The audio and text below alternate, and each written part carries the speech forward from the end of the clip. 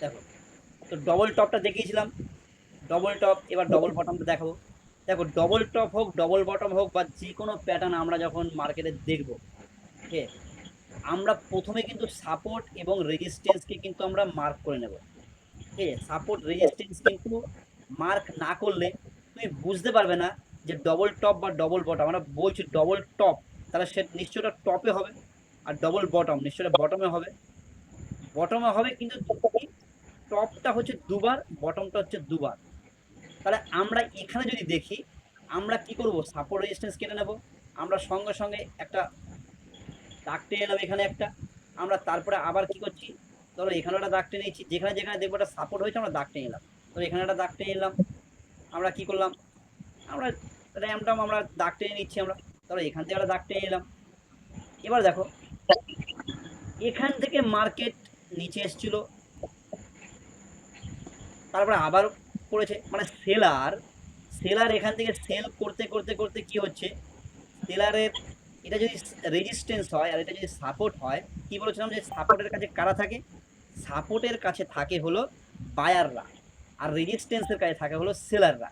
তাহলে সাপোর্টের কাছে যদি বায়ার থাকে, তাহলে সেলার যখন সেল করবে, সেল করবে, সেল করতে করতে ও যখন সাপোর্টের কাছে আসবে, তখন ওর কি মনে হবে যে এবার তো এখান থেকে বাইং হতে পারে, কারণ এর আগেও হয়েছিল। তাহলে ও তখন করবে কি, ওর পজিশন থেকে বেরিয়ে যাবে, মানে ও ওর প্রফিটকে বুক করে নেবে। ঠিক আছে, তো সে কারণে কি হচ্ছে, সে কারণে কি হচ্ছে, সেলারের সংখ্যা আস্তে আস্তে কমে যাচ্ছে। তাহলে সেলার সেল করতে করতে করতে করতে এমন একটা লেভেল বা এমন একটা পয়েন্টে যাওয়ার পর সেলারের আর ক্ষমতা হচ্ছে না মার্কেটকে নিচের দিকে ঠেলে দেওয়া, বা নিচের দিকে প্রাইসকে আবার নিচের দিকে নিয়ে যাওয়ার।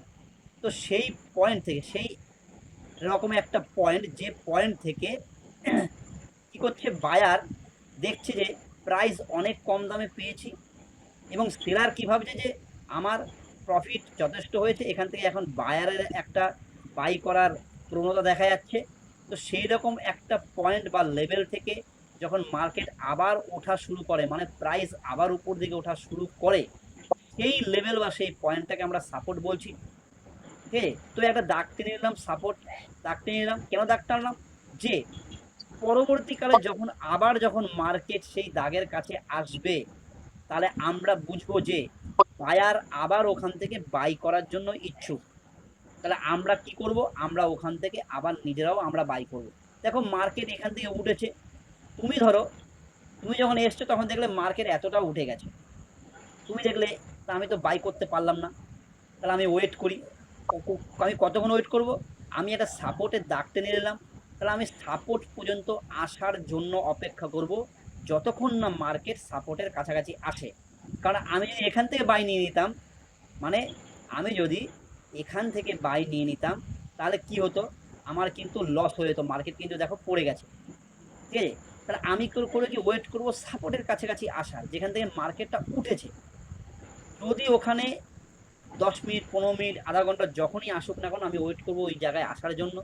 যখনই আসবে, আমি কি করব, আমি দেখবো একটা বাইং ক্যান্ডেলের, আমি সঙ্গে সঙ্গে কি করব, আমি 3 মিনিট হোক, আমি 1 মিনিট হোক, আমরা যে যা টাইম ফ্রেমে কাজ করি, আমরা সেই টাইম ফ্রেমে চলে যাব।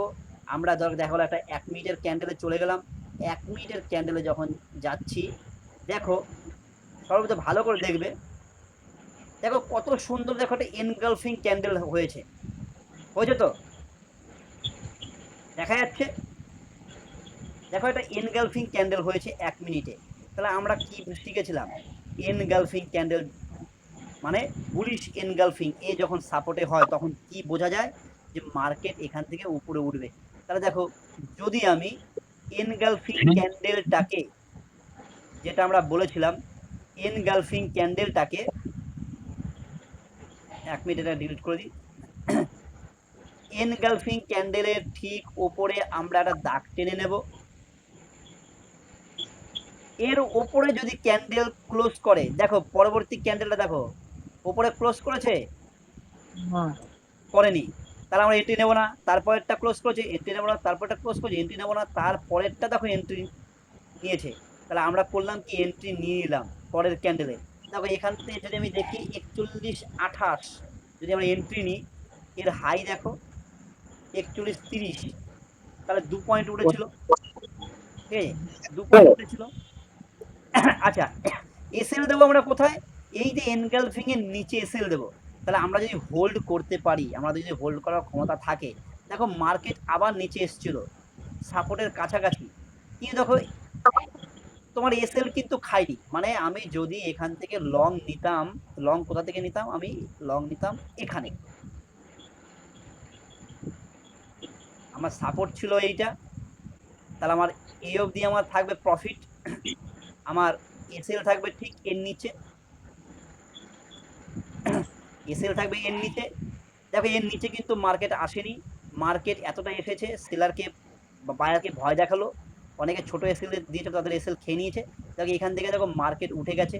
এবার তুমি কতটা প্রফিট নেবে, এতটা নেবে, এতটা নেবে, তোমার ক্যাপাসিটির উপর, তোমার এক্সপিরিয়েন্সের উপর নির্ভর করছে তুমি মার্কেটে কতটা টাইম ট্রেডকে হোল্ড করতে পারো।